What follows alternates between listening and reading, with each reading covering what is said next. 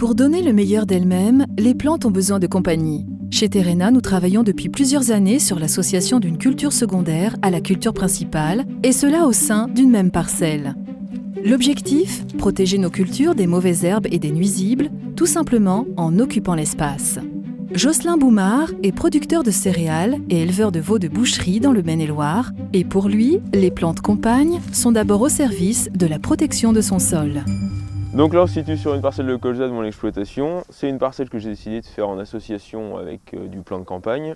Donc dans le plan de campagne on a du trèfle d'Alexandrie et puis de la vesse. Donc le but de cette cohabitation dans la parcelle, c'est d'éviter tout désherbage chimique. Donc aujourd'hui on voit bien à la période qu'on est, la mi-janvier, que le sol est totalement occupé par les colzas et puis le plan de campagne. Donc pour le moment il n'y a eu aucune action au niveau des herbages.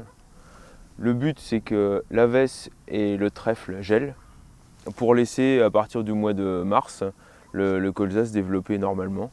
À la période où on est, le colza doit être assez implanté avec un bon pivot. C'est ce qu'on doit voir, l'activité racinaire. Il a un bon pivot. Donc la racine du colza qui descend déjà à quasiment 20 cm au niveau du sol, ce qui est très bien à la saison où on est. Il va pouvoir résister au gel, lui.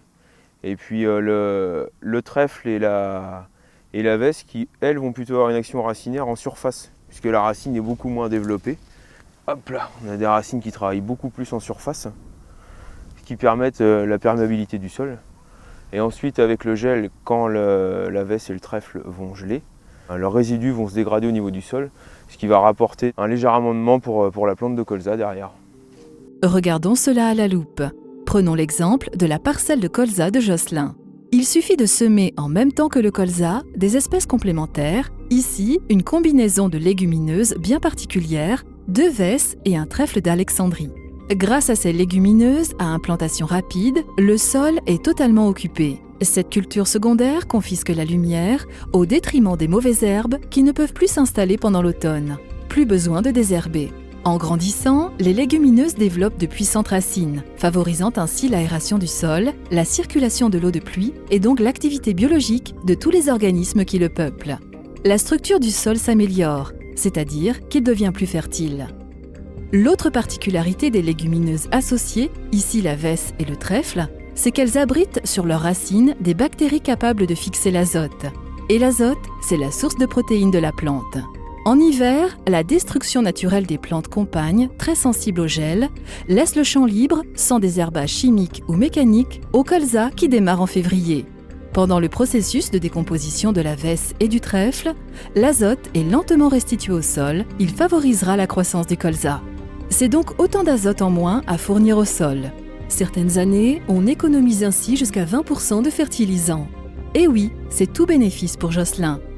Aujourd'hui, en associant mes colzas avec un plan de campagne, donc d'une part, je diminue les produits phyto, c'est obligatoire avec EcoPhyto, qui nous oblige à diminuer notre consommation de phyto d'ici 2018. Donc économiquement, pour nous, c'est intéressant. Pour l'environnement, c'est d'autant mieux. Et au niveau de l'agronomie, avec le système racinaire des plants de campagne et la décomposition de ces plantes-là, c'est tout bénéfice pour la plante de colza qui reste en place derrière. En résumé, grâce aux plantes compagnes, on obtient plus de rendement sur la culture principale, plus d'occupation du sol, plus de matière organique dans le sol, plus de vie bactérienne, plus d'azote disponible pour la culture, plus de temps pour l'agriculteur, une amélioration de la structure du sol et on favorise la biodiversité.